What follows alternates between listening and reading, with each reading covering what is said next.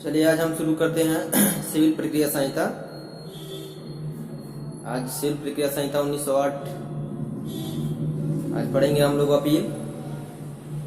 Appeal क्या होती है, प्रथम अपील, द्वितीय अपील। तो मूल डिक्रियों की अपीलें पढ़ेंगे आज कि अपील किसे कहते हैं, कितने प्रकार के होते हैं, अपील कौन कर सकता है, प्रथम अपील से संबंधित प्रक्रिया क्या है। तो इसके बारे में हम आज लोग पढ़ेंगे कि अपील क्या होता है, इसे कौन अपील कर सकता है, अपील कितने प्रकार के होते हैं, इसकी चर्चाएं हम करेंगे। सबसे पहले हमें जानना है कि अपील क्या होता है। सुसंगत प्रावधान, ये धारा 96 से 99A तथा आदेश 41 में इसका प्रावधान किया गया है। इसका उद्देश्य जो है, ये उद्देश्य ये बताता है कि अधीनस्थ न्यायालय द्वारा दिए गए निर्णय में किए गए त्रुटियों को चेक करना ही अपील का उद्देश्य है। इसका मतलब ये होता है कि अधीनस्थ न्यायालय द्वारा अगर कोई मामला का निपटारा किया गया है या अपना निर्णय वो दिया है, तो उस त्रुटियों को चेक करना ही अपील का उद्देश्य होता है। अपील का तात्पर्य क्या होता है? अपील का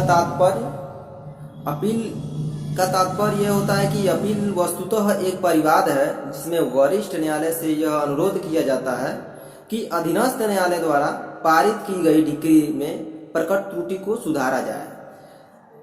जो त्रुटि है अधीनस्थ न्यायालय द्वारा पारित की गई है, उसी को सुधारने की, उसी को चेक करने की, उस त्रुटि को चेक करना, सुधारना ही अपील का उद्देश्य होता है, अपील का तात्पर्य होता है। एक केस आया, उसमें अपील के अधिकार की प्रकृति क्या होती है। उसमें एक केस आया कि superintending engineer versus B Subba Reddy. इस मामले में ये कहा गया कि अपील का अधिकार एक सारभूत अधिकार है, न कि प्रक्रिया संबंधित अधिकार है। अपील एक सारभूत अधिकार है, न कि प्रक्रिया संबंधित अधिकार है। और अपील साधिकार नहीं की जा सकती। अपील जो है साधिकार नहीं की जा सकती। एक केस और आया, गरिकापट्टी बीरप्पा बनाम सुब्बिया चौधरी। इस मामले में यह कहा गया कि अपील का अधिकार किसी पक्षकार में उसी दिन से ही निहित हो जाता है जिस दिन वाद संस्थित करता है। एक केस और आया, लक्ष्मण मारोट राव नवखरे बनाम केशव राम इकनंथसा। इस मामले में क्या हुआ कि अपील के संदर्भ में उच्चतम न्यायालय ने यह निर्णय दिया कि भारत के संविधान का अनुच्छेद 136 अपील का अधिकार नहीं प्रदान करता है, अपितु अपील के लिए विशेष अनुमति प्राप्त करने हेतु आवेदन देने का अधिकार प्रदान करता है। उच्चतम न्यायालय का विशेष अनुमति देने की शक्ति वैवाहिक है। अनुच्छेद 136 के वैवाहिक अधिकार का अर्थ यह नहीं लगाया जाना चाहिए कि वह उन स्थितियों में अपील का अधिकार प्रदान करता है जहां अपील का कोई अधिकार नहीं है। अपील के प्रकार क्या होता है? अपील के प्रकार दो तरह के होते हैं। पहला ये बताता है कि जहां वाद की विषय वस्तु डिक्री है, और दूसरा है जहां वाद की विषय वस्तु आदेश है। पहला नोट कर लीजिए कि जहां वाद की विषय वस्तु डिक्री है, इस स्थिति में भी अपील दो प्रकार के होते हैं। पहला पॉइंट है कि मूल डिक्रियों की अपील तथा प्रथम अपील, जो धारा 96 से 99A आदेश 41 में बताया गया है।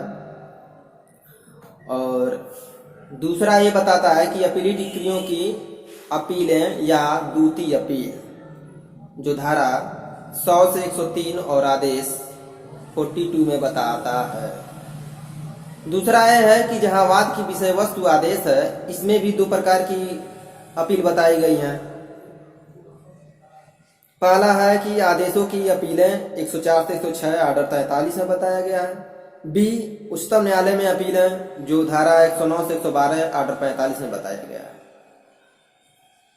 अपील कौन कर सकता है? तो अपील ऐसा प्रत्येक व्यक्ति जो डिक्री से व्यवस्थित है, संबंधित है, वो अपील कर सकता है।